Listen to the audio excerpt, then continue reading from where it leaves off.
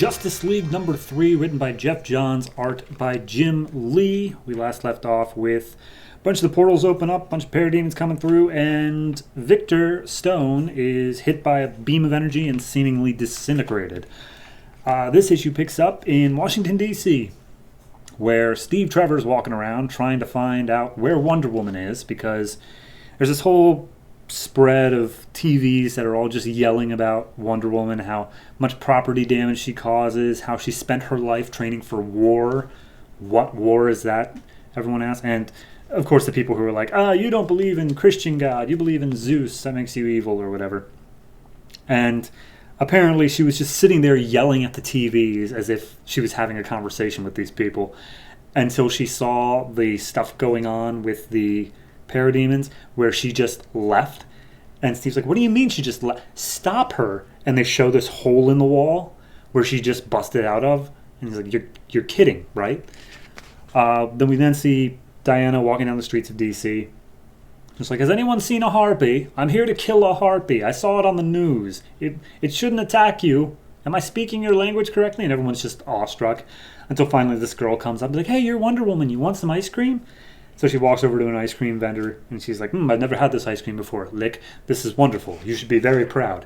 It's the scene straight out of the Wonder Woman movie. Steve finally catches up with her, and he's like, Steve, have you ever tried this ice cream? It's fantastic. And Steve's like, you can't just walk out like that, Wonder Woman. And he's like, I'm coming out here to fight. And he's like, all you want to do is fight. Stop it.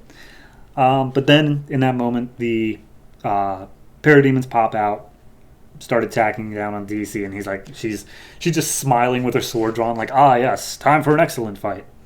Cut back to Detroit at Star Labs. I'm actually just going to go through this whole. They're cutting back and forth between the fight between the superheroes and what Victor Stone and his father are doing. I'm just going to deal with all the Victor Stone stuff first.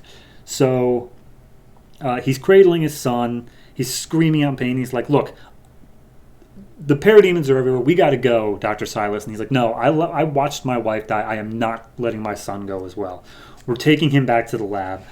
So they make their way over to some room in Star Labs called the Red Room, which I guess is all the super high-tech classified stuff.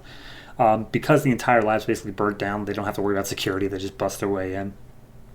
And they drag Victor's body in. He's on the verge of death already.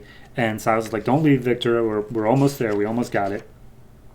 He starts setting him up with a metal called promethium. And apparently they're going to try to do some sort of graft onto him to save his life. They believe that the promethium can do it, but it has never bonded to anybody before. So they injected him with a whole bunch of nanites. Because, again, it just says, this room contains technology recovered from across the globe. And some part of it could save my son's life. It has to. So not a whole lot of explanation as to where it comes from, but they inject the nanites. We see the metal grafted onto what is now Cyborg as he comes online, and he gets this vision of Darkseid standing upon a mountain with just flames and fire everywhere, and he screams out just as he comes online. That's the Victor Stone stuff. That goes pretty much right up to the end. The rest of the fight is basically they're all just trying to hold their own against the parademons. The parademons are going around kidnapping random people off the street. They're not killing them. They are just picking them up and flying them back up towards the portals. Or at least out to sea, I should say. Everyone's wondering, okay, we're not making any headway here, so what are we going to do? And Batman's like, there's too many. We need to take a step back and regroup. We're not getting anywhere. And Flash is like, tell that to Superman. As Superman takes on 20 of them and just smashes them with a truck. And it's seems like he's making headway.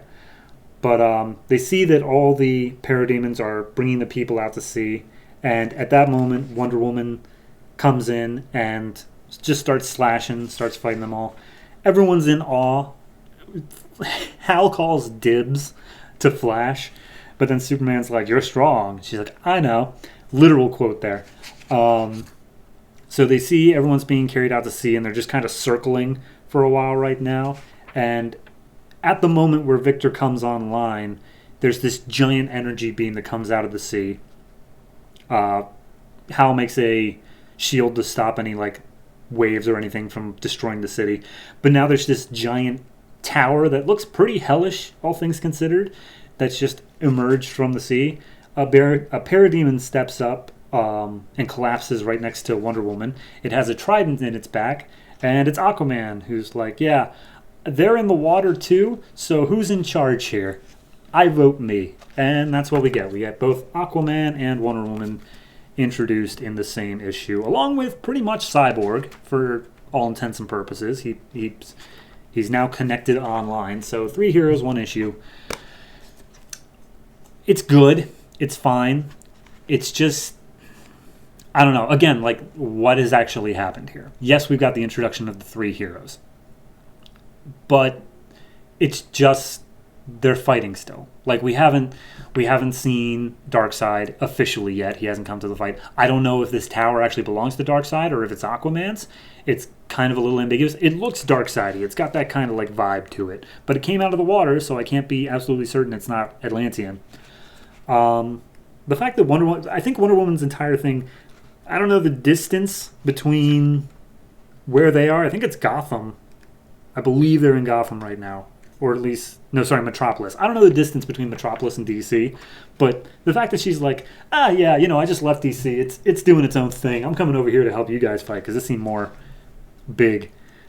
And I don't know. It's just, it's fine. It's not doing anything fantastic right now. It's just fine. It's what I expect from this book as it stands. And maybe that's victim of my own expectations.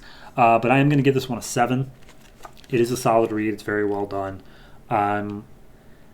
Nobody's really getting any sort of spotlight right now except, I guess, Cyborg. He's the only one who seems to be getting any. Because, I mean, even Wonder Woman, for like the 4 pages where she was the sole focus, I didn't get it. All I know now is she likes ice cream and she likes to fight.